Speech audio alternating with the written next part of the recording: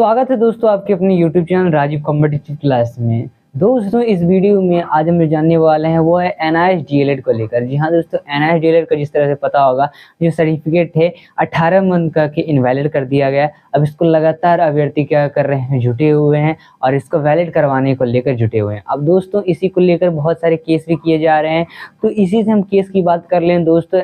जो विश्वनाथ सर का केस है और विश्वनाथ सर ने यहाँ पर अपडेट दिया है, जो महत्वपूर्ण अपडेट है उस अपडेट को हम दिखाएंगे आपको आगे। और अपडेट क्या है उसके बारे में हम जानेंगे। दोस्तों इसमें बात की गई है कि जो आपका सबसे पहली बात कि पिटिशनर बनने को लेकर बहुत सारे ऐसे अभ्यर्थी हैं, बहुत सारे राज्य के ऐसे अभ्यर्थी हैं, जैसे उत्तराखंड के अभ्यर्थी हो गए, तो वो भी कह रहे हैं अब कि हमको पिटिशनर बनना है, कैसे बनेंगे, क्या बनेंगे। तो देखो, पिटिशनर बनने के लिए बहुत सारे ऐसे ऐसे राज्य हैं जो बनना चाहते हैं। तो पिटिशनर बनने को बाद क्या कहा उन्होंने, कि उन्होंने कहा है कि पिटिशनर बनने का मतलब अब जो है टाइम तो खत्म हो चुका है, लेकिन अगर आपको बनना है, अगर आपको फंडिंग करना है, तो आपको बनना है तो आपको क्या करना पड़ेगा, आपको मिलकर बात करना पड़ेगा। जी हाँ, आपके राय से लोगों को इकट्ठा करेंगे, जिनको जिनको पिटिशनर बनना हो मिल के आके बात करेंगे। और साथ ही दोस्तों उन्होंने कहा है कि वही अब फंडिंग की बात करें, क्योंकि जैसे जैसे केस की सुनवाई का डेट आ रहा है वैसे वैसे यहाँ पर उनके द्वारा कहा जा रहा है कि फंडिंग करवाएं। ठीक है, फंडिंग करवाएंगे ताकि अच्छे से आपका केस सुनवाई हो सके और अच्छे से अच्छे वकील को हायर कर सके। अब दोस्तों फंडिंग को लेकर क्या कुछ बातें कही, पिटिशनर को लेकर उन्होंने क्या कुछ बातें कही है, आइए जानते हैं उन्हीं के मुख से और उनका वीडियो दिखाते हैं। तो आइए। कृपया जहाँ तक मेरी बात जा रही है, जो लोग मुझे सुन पा रहे हैं, खास करके वे राज्य जो आजकल पिटिशनर बनाने का काम कर रहे हैं, आप लोगों को पिटिशनर बनाने का समय जो था मुझे लग रहा है अब बीत गया है। आज और कल से आप पिटिशनर बनाना शुरू किए हैं तो आप कब तक काम करेंगे ये तो आप ही जानते हैं। लेकिन मैं अपनी तरफ से बता देता हूं कि अगर आप लोगों की फाइल या रिट वगैरह जो भी हमारे पास आती है, तो हम इस हफ्ते के जो शुक्रवार और शनिवार आ रहा है, इस हफ्ते तक आपकी फाइल में काम कर पाएंगे। अदरवाइज आप पिटिशनर बना रहे हैं, आप खुद ही आपको संपर्क करना पड़ेगा एवार से, और खुद ही आपको उसमें जो भी कमियां वगैरह होंगी खुद ही दूर करना पड़ेगा। और उसमें कितना समय लगेगा, कितना क्या लगेगा, क्योंकि यहाँ से जब जाएगा तो उधर उनको भी ड्राफ्टिंग करने में समय लगेगा, एवार को भी, पैनल को भी ड्राफ्टिंग करने में समय लगेगा। तो कितना लगेगा, क्या लगेगा, उसके बारे में हम फिर आपके लिए उत्तरदायी नहीं होंगे, आप खुद ही उनसे संपर्क करिएगा। तो लिहाजा जो लोग भी पिटिशनर बना रहे हैं, चाहे कोई राज्य हो, या जो लोग भी कोई रिट लाने की सोच रहे हैं, चाहे कोई भी केस लाने की सोच रहे हैं, मिसलेनियस, एसएलपी, अदरवाइज कोई भी, वो उनको मैं इस शुक्रवार तक और शनिवार तक का समय देता हूँ। लास्ट शनिवार है आपके पास, शनिवार तक आपकी फाइल आ गई तो हम उसमें काम करके सबमिट कर देंगे संडे तक। अदरवाइज आप खुद ही उसमें काम कीजिएगा।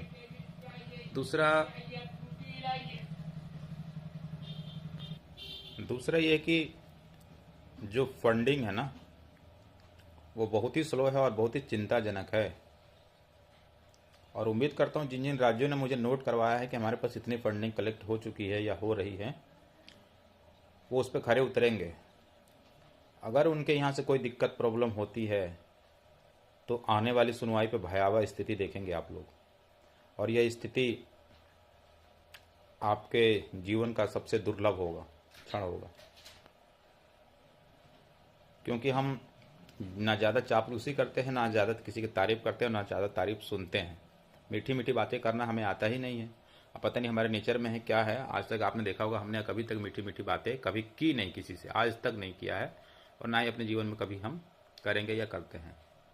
तो मैं बता दे रहा हूँ आपको आज फिर से, मैं उसी दिन से 27 तारीख से ही बार बार कह रहा हूँ कि फंडिंग इस समय हमारे पास क्लोज है, जो है बिल्कुल ही ना के बराबर है।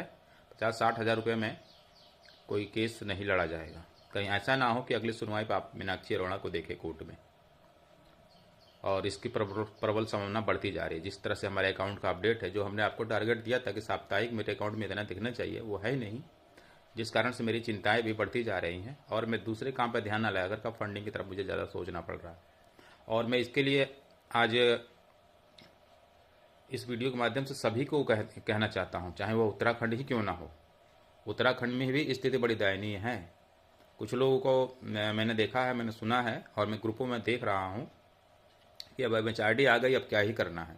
यही ओवर कॉन्फिडेंस उस समय था उत्तराखंड को और उत्तराखंड के सभी वकीलों को कि 6 हाई कोर्टों से जीते हुए हैं, क्या होगा, सेंटर का कोर्स है, क्या होगा। तो MHRD आ गई, इसका मतलब ये नहीं है कि MHRD आपके कोर्स को ही बचा ले जाएगी। आपने देखा होगा बीएड वाले मामले में MHRD भी थी, NCT भी थी और 3 गुने बड़े बड़े वकील थे उसमें। कपिल सिब्बल जैसे महान वकील आए, आपने देख लिया होगा हद से। सुप्रीम कोर्ट के आगे कोई किसी की चलती नहीं है। तो उसके बावजूद आप लोग इतने निश्चिंत हैं कि MHRD आ गई, कुछ नहीं होगा, कोई बात नहीं, मत दीजिए फंडिंग, नहीं कीजिए फंडिंग।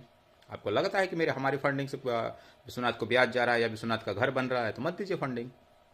और कुछ लोग एहसान दिलाते हैं हमें, ग्रुपों में मैं देखता हूँ कि हमने आपको इतना पैसा दिया, अरे हमें नहीं दिया है आपने भाई पैसा, 1 रुपया भी हमें फंड कोई पैसा नहीं दिया। मैं फिर भी बोल रहा हूँ, आज फिर बोल रहा हूँ और पहले ही बोल चुका हूँ, जो भी आप फंड दे रहे हैं मुझे नहीं दे रहे हैं, विश्वनाथ को नहीं दे रहे हैं, आप अपने कोर्स के लिए दे रहे हैं, अपने जीवन के लिए दे रहे हैं, अपने स्टेट के लोगों के लिए दे रहे हैं।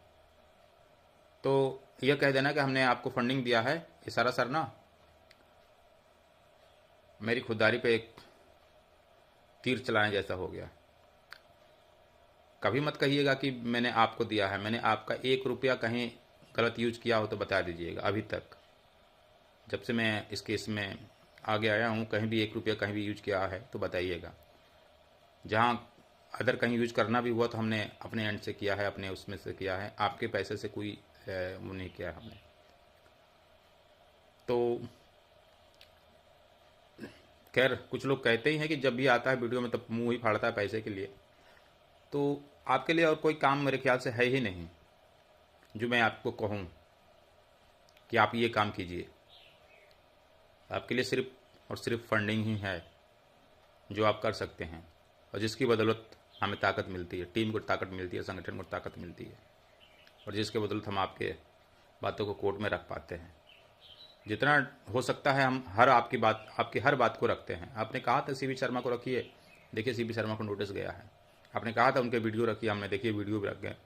जो आपने कहा आप देख लीजिए, हमने अगर कोर्ट में नहीं रखा और कोर्ट ने उसको कंसिडर नहीं किया